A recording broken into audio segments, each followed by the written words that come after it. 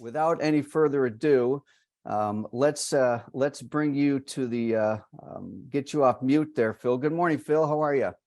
Good, Tom. Good morning. How are you doing? And good morning, everybody, as well too. And appreciate being on with you the second time around, and looking forward to this morning's event.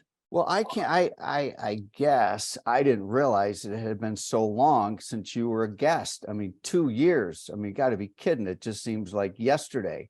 And I asked my team for the date, and they gave me the date. It was February 21st, 2001. And here was your quote. Here was your light bulb quote. If now is not the time, when is? Make the conscious decision to fight versus run away. There's always a way. And my team said, great episode. So Awesome. Well, I had a great time with you then, and I know we'll have a great time today as well too. So appreciate it.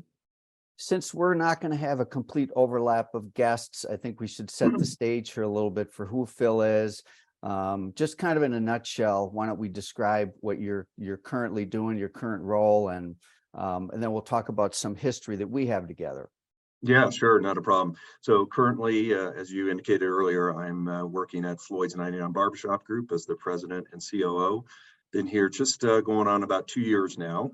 Joined in April of 2021, and have joined this organization, which is a family-founded business. Still, the family's involved in the business. We've got the O'Brien brothers, three brothers that started this organization 20 years ago here in the Denver marketplace with the first Floyd shop. And give them tons of credit in terms of the vision they had for this business, and that, you know, they weren't from the industry. They're kind of outsiders, but they're clients. So they obviously get their hair cut, and they had that light bulb moment 20 years ago for them to say, hey, let's do something different. And can we create a business model and a shop that is kind of the modern barbershop of what we see today, which, you know, combines stylists, barbers working under the same roof, but with a passion for giving great haircuts and really what we call an amplified experience in Floyd's, which is, you know, more than just what you see behind me, poster walls and great music. We have our own radio station that we curate, but the most important part of it is that it really comes through in the individuality of our team members. That's one of our biggest values, is individuality. And, you know, we don't really have a formal dress code. It's come as you are, you know, it's be who your own personality will shine through. And we really live by that. And we take pride in that, because that allows our team to really set their own kind of vibe and personality. And each shop is going to be different because of that as well too. Three brothers. I have three brothers. I can only imagine what it's like to be a leader inside a company with three brothers. That's probably something to unpack over a beer, I would guess. No doubt. But you know, listen, I've worked for founders before, and you know that I take that any day over a situation where you're more beholden to a corporation, right? In a sense, because yeah, it has its challenges, but it has more upsides in terms of passion that comes from that, and their ownership of the business and the commitment to the business. It's just a different level of commitment that you have, which is enjoyable to be around. So more good than bad, for sure. Listen, they're all in, and they're passionate about it every single day, and I'm passionate about the industry and this business as well too. So it makes for a good team. You know, you and I met in Denver.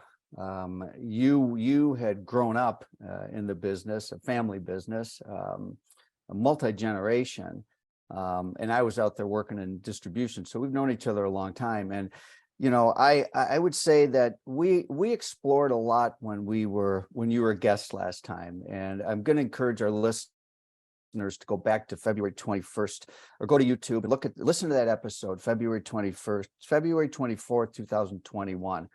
And you had a vulnerability, and you had a passion that came through that was very inspiring. I think everybody should listen to the episode.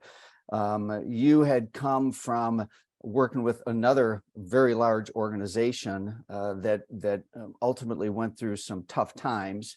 And then you had a little bit of a gap between when you left that company, short gap. You had multiple offers and all that stuff, but you know, you talked about your experience with your previous employer and the situation. there's also this passion that came through that you have for the industry that is just incredible. And you and I spend a fair amount of time together working with Beauty Changes Lives and other stuff. And what most people don't know is that you got a day job, then you have a second day job, and that's all of your give back. You're a hardworking guy, and so I want to acknowledge you for that. So Yeah, I appreciate that. No, listen, it's I think all of us, when you're passionate about something and you love what you do, you put everything into it, and that's the way I've kind of always lived it. And then you alluded to that earlier. It's I was born into this industry through family, and a father and a grandfather that were both hairstylists and immigrants to this. My father immigrants to this country, so I'm first generation. So that hard work is part of an inborn ethic as well too. But at the same time, you tie it together with this industry, which is passionate in itself. It just led me to want to make sure that, if I look at my career and what's, the next phase of it, I still plan to be involved for a while, but, how do I give back? How do I make a difference beyond just my current situation where I'm in, which is the most important, but at the same time, I think we all have to give back. And I think going through the pandemic caused us to kind of all reflect and think about impact we have in our families, businesses, lives, et cetera. And to be honest with you, kind of the broader world. And having immigrant parents gives me, at least I think, a perspective on thinking broader in that sense, because I've spent a lot of time traveling in Europe, and my wife's side of the family is also from Europe and dealing with some challenges in that they're from Ukraine. And so that to me is always gives me that broad perspective of we're put on this planet to obviously do something, no matter what your religious views are or whatever. I'm a firm believer that we're here to give back in some way, shape, or form. And if I can do that through my industry expertise and involvement with great people and people like yourself and such, then that's what I'd love to do and plan to do, for the next, let's call it decade here still. before we get into no beauty secrets, before we get into a Unite as One and that kind of stuff, Beauty Changes Lives, let's get into just maybe a little bit about your view of the world based upon trends you're seeing in barbering, Floyd's. I mean, and just from a perspective, I think you have 900 employees that are part of Floyd's 99. Yeah, we do. And in our shops that we own and operate, we have 76 shops we operate, and we've got approximately 950 employees in those shops. And then we've got our franchise partners that we've got about 45 shops and franchise partners that run those as well too, and do an awesome job for us. And I'd say for me, what I find very intriguing about where things are headed is that, and especially in our world of barbering, men's haircutting, or haircutting in general, I do see that really almost in a sense of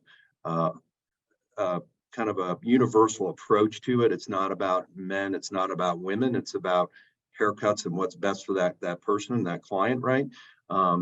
We see that more and more in our shops, where we have, as a matter of fact, I saw it, I'd say a month ago, I was in a shop visiting and had a couple in there, the partner, the husband and wife, I believe, but she had an awesome short haircut, and just that approach to how can we, as our business model, really kind of play in that niche, serve in that niche, and be great at that in terms of providing that style and that haircut that's unique to that person, personalized to that person. And I think that's going to be something that we're going to continue to, on our end, really leverage and play on. And then secondly, I'd say infusing color into that. I think that you see barbering right now, if you follow, any of the top barbers that are with some of the brands and things like that, you definitely see them pushing into color now. Whereas it used to be just purely cutting. Now you see them pushing into color, and especially fashion color, because short hair, when you have that look, you can really do some awesome things with, fashion color and some accents in it, or designs, things like that. I think, and given the younger generation, again, I just see that's going to continue to evolve over time, as well as, men in general. That younger generation of men, listen, the amount of money they spend on their hair, the way they care for their hair, the importance they place on hair is very different than my generation was, right? So I have two sons that are in 19 to 23, and I see how they care about their hair, and so how do we continue to evolve within that area of the business to help really become kind of, in Floyd's world, really our goal is to become kind of that destination for all things grooming, right? In a sense, for sure men, because that's a predominant amount of our clients, but also women as well too. I love that, destination for all things grooming. That's a good one. I love that. Tell us a little bit of, let's dig a little bit deeper into trends and share at your discretion, like growth. I mean, how was 2022 compared to 2021? And from a growth standpoint, and is your growth coming from more clients or higher ticket? Yeah, it's really both. So, if we've come out of the pandemic and building back from 2019, right? We've seen, year over year sequential growth, which is good. We'd expect that coming out of the pandemic, and it's been strong growth. I mean, we've grown from a sales perspective, 20% each year, right? So 20, from 20 to 21, 21 to 22, we saw that. And it was a combination of the average ticket. We raised prices. I mean, like many of those in the industry have done in order to keep pace with, in our case, mainly wage inflation, right? We've seen the wage costs go up quite a bit. Yeah, some materials have gone up, a little bit as well too, but it's really the wages driving our price increases. And, we get asked by clients sometimes, so once, things slow down, are you going to lower your prices again? And we're like, well, no, because wage inflation will not go backwards. I mean, and in some ways, listen, I have a perspective that what happened during the pandemic accelerated wage inflation. It was happening anyways. It was coming. It just, pandemic accelerated it, right? So I think it's a good thing for the industry because it allows the industry to present itself as a paint a better wage, and as your data shows. And so I think that's what's great, is we've been able to benefit from that. So it's a combination of that, but we've also been growing our client count. We've increased our client count year over year as well. So it's really a combination of both factors. And we have a goal to grow our number of units over the next 4 years to 300 is kind of the mark we're trying to get to, our next phase of growth. And every company has its, I always, when I graphically design it out, it has growth curve, right? It grows and then it starts to plateau a little bit. And what moves that plateau to the next growth curve, is always going to be either, a new infusion of capital. It's going to be a new idea, a new product that you launch, in the case of a manufacturer, let's call it, or it's going to be leadership, right? In large cases, it's new leadership that's come in to say, hey, I can help now move the needle. And that's what I'm bringing to Floyd's, is that vision of, how can we grow this business through franchise, for sure, is a model we're growing with. But there's other avenues of growth for us. E-commerce, for example, is going to be a growth platform for us over the next several years, because if we want to be all things grooming, we've got to own not only in the barbershop space, but also in that digital virtual space around e-commerce is another avenue. You said 20%. Last week I was doing an informal. We're going to be doing some more formal benchmarking. We track, I don't know how many clients we have right now. We track every single week. They input into a spreadsheet every single week, which, for every service provider, what their client count, average ticket, and sales were for the previous week. And so we got a database, which is a bit of a gold mine. We're going to mine that a little bit more to, provide some growth indicators. But last week I was on with a client and dear friend that we work with quite a bit, and she wanted to get some pulse on growth. So we did just a quick survey with about a dozen companies, and it seemed like a lot of them were saying about 10% growth. And at the same time, they're saying most of that were coming from a price increase, which suggests to me that the client count might be flat. What you're talking about is growth in client count and average ticket, and a growth of 20%. That's pretty incredible. Yeah, and it's, for us, it's, you are coming out of the pandemic. So our client count should be growing, right? Because we took a hit as we shut down and came back. And, we have locations in California, which went through multiple shutdowns as well, right? So, so I'd expect us to see that growth. Now this year, client count growth last year was 10%. I'm hoping it's similar, but it'll probably be a little bit less than that, but that's okay. I mean, it'll get us back to closer to where we were back in 19. And, I think all of us, our business now is, we don't need to exactly be where we're at in 19 with client count, because because of the price increases, but also we've done some things internally to be smarter about how we run our business so we can be more profitable, right? Because in the end, that's what matters most is what do you bring into the bottom line? It's all great if you have top line, but you have to secure the bottom line. And for us, that's important because as we go to grow franchise, we have to really be able to, because we have to disclose, to franchise partners, how our financials and what does that look like? What kind of money you're going to make if you invest in a Floyd's franchise. So you've got to really show that, at shop level, you have a 19, 20, 21%, bottom line, right, at shop level. And so we're laser focused on that because we know that's going to secure our growth. And the other thing I'll share is we're very focused on, I mentioned individuality as a value for Floyd's. People is our other one. Focus on people first, and we are very dedicated. We have a purpose here at Floyd's. Our purpose is about making sure that we do everything we can to ensure that we create that environment for our team to live their best life, to succeed in this industry, and to succeed financially, kind of to what you guys preach at Qnity around financial wellness, right?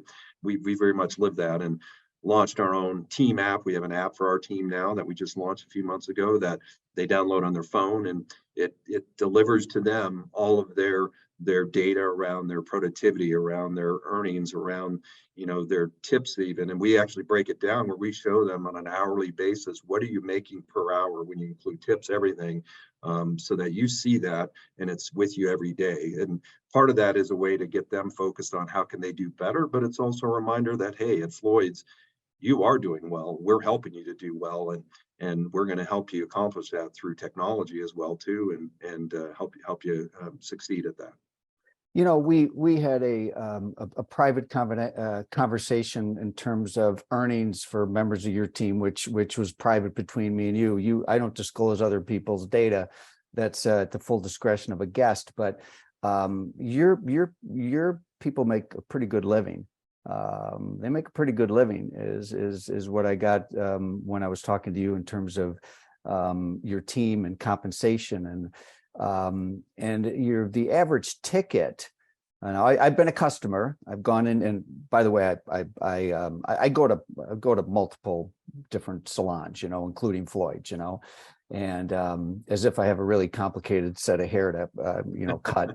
But I've had a great experience there, and I had one, for example. It was the middle of a blizzard, and I was supposed to come in. It was like 5 o'clock. They wanted to shut down early, and they said, "Can you get in earlier?" And I couldn't get in. They kind of waited around. I got there as soon as I could, but I had a great experience. And your people really, especially at your scale, to have that type of engagement with members of your team, I thought was really impressive. So.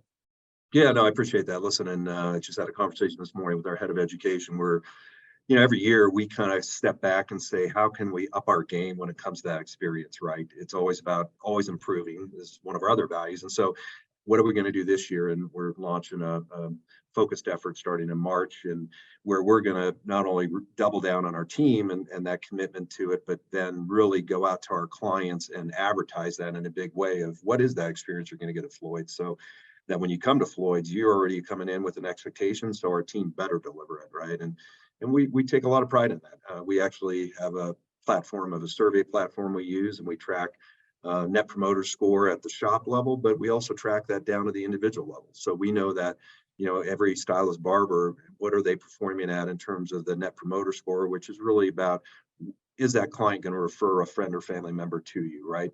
And we use that and benchmark against that. And our goal is to get to an 80 NPS as a company. We're at right now around 74, 75 consistently. But if you can get to an 80 NPS or higher, that is best in class, best of breed in any. I mean, that's the Apples of the world, for example, right?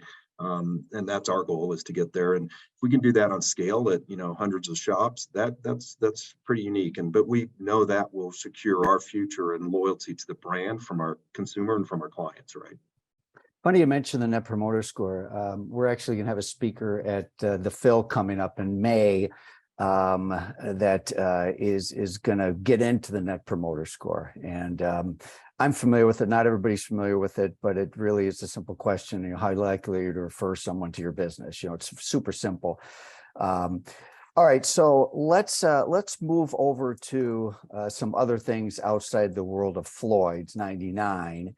And we've had the opportunity to serve on the Beauty Changes Lives board. I'm on my third year now, and I know you've been even there even longer than I have. And so Beauty Changes Lives is all about making beauty a first choice career through scholarships, mentorship, advocacy, etc. And there's only so much an organization like Beauty Changes Lives can do on their own.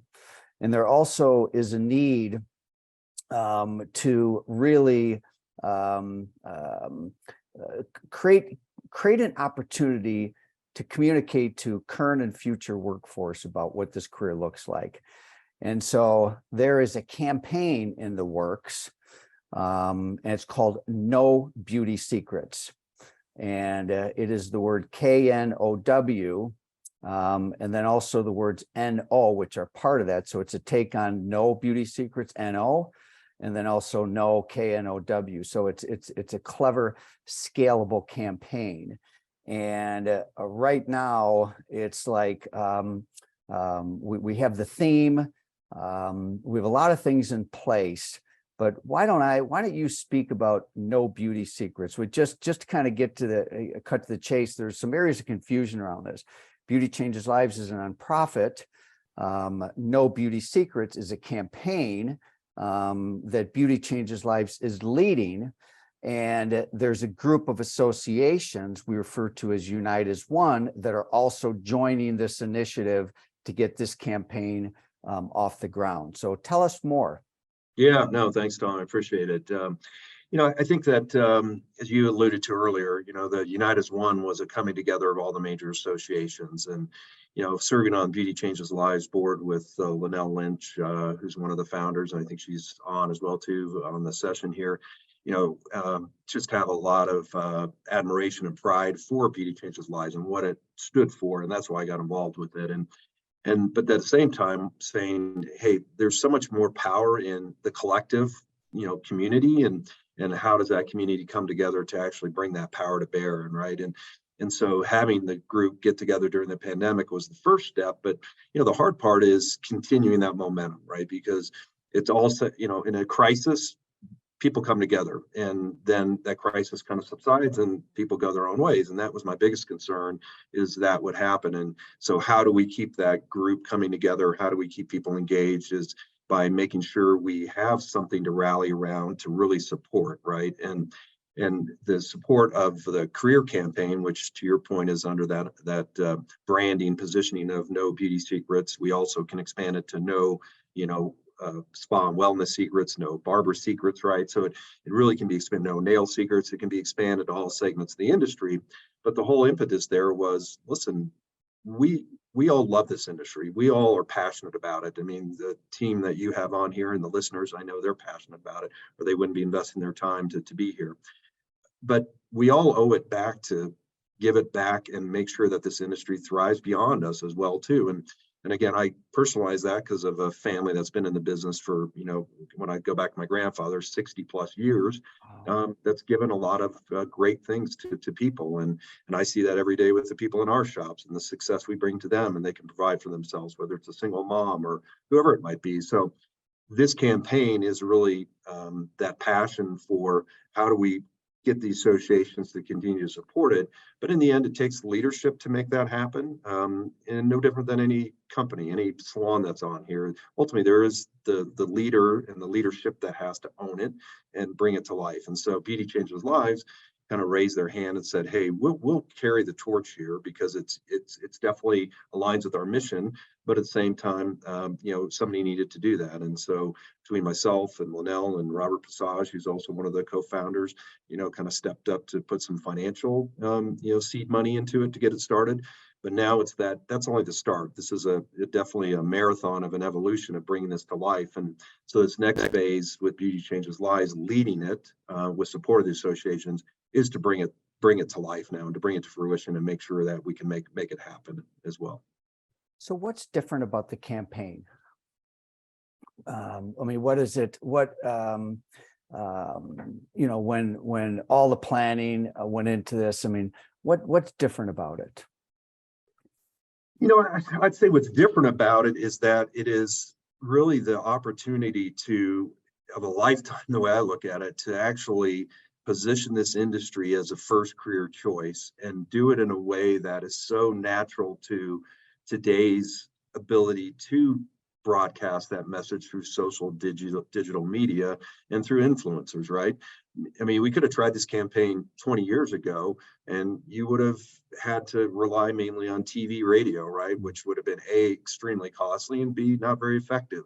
Now we can do it in a way that allows us to get the message out broader, quicker, faster, organically have it grow. Yes, there's a paid side to it. We got to pay for some paid media in order to target, the market we're going after, which is really Gen Z and that younger generation, to be a part of this great career. I mean, if I look back on, I shared the story with you before. One of my, first fond memories of the industry was having dinner with my father at 6 years old, and the dinner guest we had over was Horst Reckelbacher before Aveda was even created. I mean, he was just a hairdresser, an Austrian hairdresser that my father knew, and those kind of individuals, they kind of created this industry, and we owe it back to those people and those that helped create this industry to carry it forward and create the new Horst Reckelbachers, right, and of the world. And there's plenty of them out there. If you look at a lot of the young influencers today that are out there, they're doing an awesome job because of using that social digital. So how can we use this campaign to really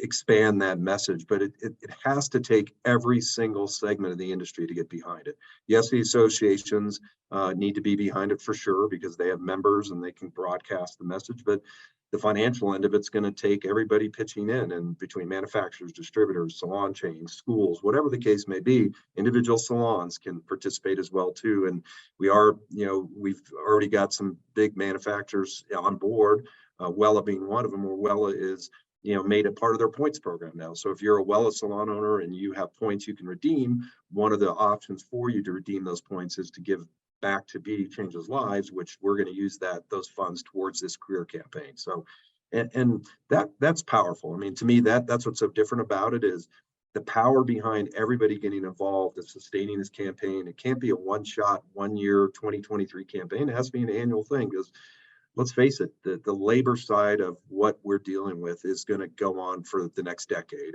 It's really, I think, more and more younger generation, they are going to be looking for a trade. Not all of them want to go the 4-year college route anymore because of the cost of that, and they've found it's not really for them. But we have to be the trade that is on the forefront to say this is the best career to get into.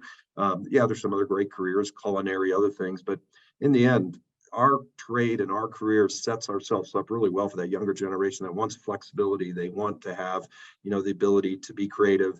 They want to be able to, be able to make a good living at the same time while enjoying their personal life as well, right? So I know I've kind of gone on with this. You can sense a bit of a passion around it, but to me, the time is now, and that's where it's kind of, if not now, when? Because now is the time to make this happen. But it will only happen if every single segment of the industry actually, is willing to pony up and kind of put their money where their mouth is. A lot of them preach about the industry and supporting it, but and our big pitch here is we all give to charity. We all, in some way, shape, or form, in our budgets, my organization is no different. We have charitable organizations we give to. All we're asking for you is carve out a certain percentage of that going forward, give it back to the industry. Why wouldn't you do that? Well, you gave a shout out to Wella, and I of course noticed that the one and only Victoria Anthony has joined us. Good morning, Victoria. Thank you for your support on that and everything you do. I know we have people from Paul Mitchell on this call. I know we have people from Aveda, and I think it's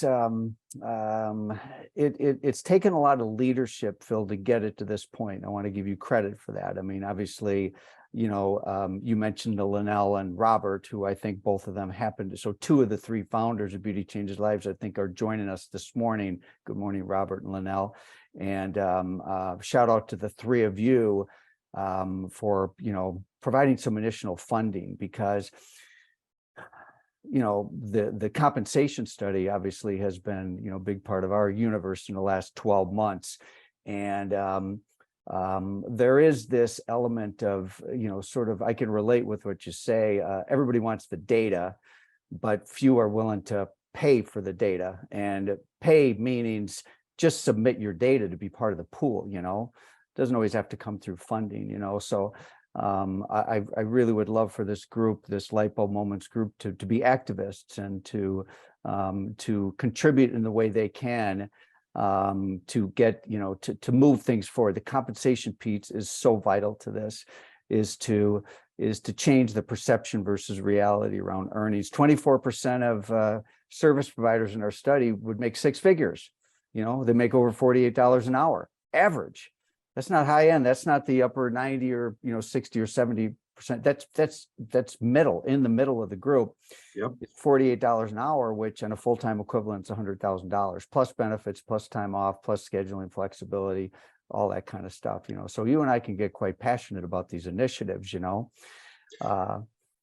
Yeah, and I think maybe to share how everybody can get involved on that, and just a shout out to our friends at Paul Mitchell. They stepped up right away and have contributed as well too. So thanks to them. And but to your point, we want everybody to get involved, and some can't get financial. I get that, especially if you have some, you know, individual salon owners perhaps, or even stylists. So one thing we are going to do is through this campaign, we'll be creating a whole library of assets, right, to support the campaign, which we'll then share out to the industry, and people then can share those assets. And, you know, it could be that they share it through the recruitment page, right, or they share it through a posting that they do in social, right? So, and we think this organic side of getting the message out, having influencers share it, why wouldn't they do that? Because this industry made them successful. It's all we're asking is that you pay it forward. I mean, that's really the attempt here is, you know, pay it forward and be part of that. We think that's so important to do that. And Tom, you're right. The data is important. I mean, we just finished our calculation of our top, we call them our VIPs at Floyd's, and these are stylists, barbers that generate in excess of,